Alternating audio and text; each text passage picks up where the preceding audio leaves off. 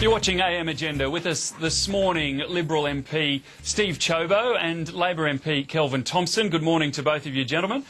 I want to ask you first, David, Kelvin Thomson, about the comments from former Treasury Secretary Ken Evans. He believes that the Treasury costings of the coalition policies have been misused by the government. Is that right? Well, David, I'd have to go back and check on this, but my recollection, and I was in the Parliament during the 11.5 years that Labor was in opposition and Peter Costello was Treasurer, was that Peter Costello would regularly come into the Parliament or other places and make announcements about what the cost of opposition proposals were, or even the proposals from third parties, you know, the Australian Conservation Foundation or an industry group, and that was quite routine. So the opposition can't expect to escape scrutiny concerning its proposals. It can't expect to sneak into office without saying exactly what it is going to do and how it's going to fund it. Steve Ciobo, why is it such a bad thing for the public to know about the coalition's policies this far out from the election rather than the week before the election?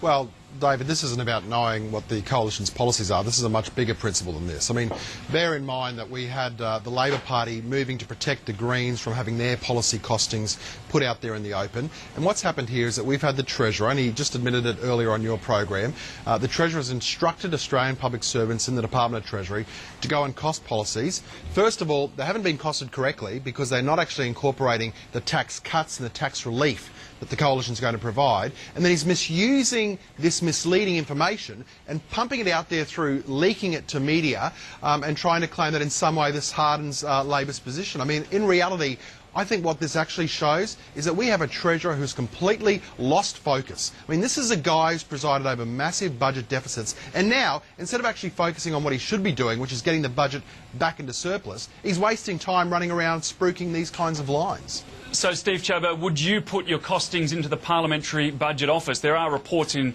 the Financial Review this morning that Joe Hockey will consider doing that next year. Well, Joe's made it very clear. We want to make sure that there's an FOI exemption there for the Parliamentary Budget Office. That legislation hasn't gone through the Parliament yet, and that will apply, of course, to everybody equally. It's not just something unique for the coalition. So we're very happy to be accountable because at the end of the day, David, we are not afraid to stand up to scrutiny and say we are better economic managers. We always have been and we always will be than when you compare us to Labor and, of course, their trail of debt and deficit. Well, what about scrutiny on your IR policy? I know that you've been appointed the head of a productivity working group. It's looking at a range of measures to improve productivity, like slashing red tape, participation, competition rules. But one of the glaring omissions there seems to be IR, which really is the most effective way of improving productivity. Why aren't you looking at that? Well, I'm not sure you're accurate when you say that. I mean, the reality is that we're going to look at a number of aspects that are built around the 6 key pillars that the Leader of the Opposition outlined where we need to boost Australia's productivity. And the reason we need to boost Australia's productivity is because productivity has dived under Labor. And the reality is this, David, unless we boost Australia's productivity, any government, whether they're Labor or Liberal, any government will not be able to start to repay the $145 billion of debt that Labor has now saddled us with and be able to also ensure that Australians in future years have the ability to have tax cuts. So if we're going to be honest with the Aussie kids, who at the end of the day are going to be the ones paying off for the next 20 years the debt that Wayne Swan and Julia Gillard have left behind, the only way we can do it is by boosting productivity. Kelvin Thomson, a bit to respond there. How's the government respond to there? How's the government improving productivity? Well, I think the key to productivity is to have the focus on education, research and development, and I hope that in Steve's role he has a look at the work of Danny Roderick, who's written about the link between high productivity and a successful manufacturing sector. Countries around the world which have done well in terms of productivity are those which have a strong manufacturing sector.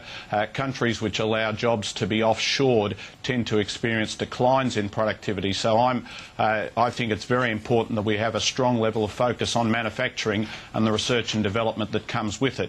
I don't think we should use productivity as a code for attacking workers' wages and conditions, which is unfortunately what the opposition often seeks to do. That's rubbish. That's complete rubbish. Look, there's a few things I want to get through. Kelvin Thomson, on live exports, are you satisfied with what the Prime Minister told the Pakistani Prime Minister about Australia's distress in regards to the culling of 21,000 sheep, or should she have gone further and imposed or spoken in more stronger terms?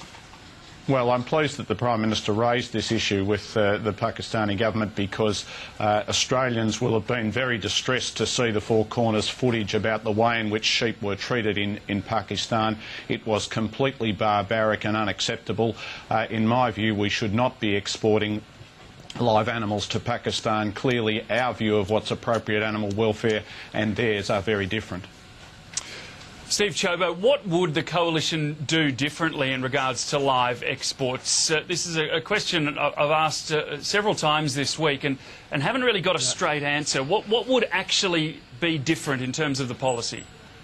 Well, the Coalition is committed to making sure that when it comes to animal welfare standards, that the highest standards prevail. I mean, our approach, David, is to say that the government's committed to that as well, aren't they? Yeah, and look, I don't think necessarily you have to try to find a gulf. I mean, what this is about is certainty. We saw, for example, with Indonesia, where overnight the government just switched off the live cattle trade. That resulted in, in many heads of beasts being threatened because they were waiting in holding yards. Of course, it really upset the Indonesians and it put a lot of people out of work.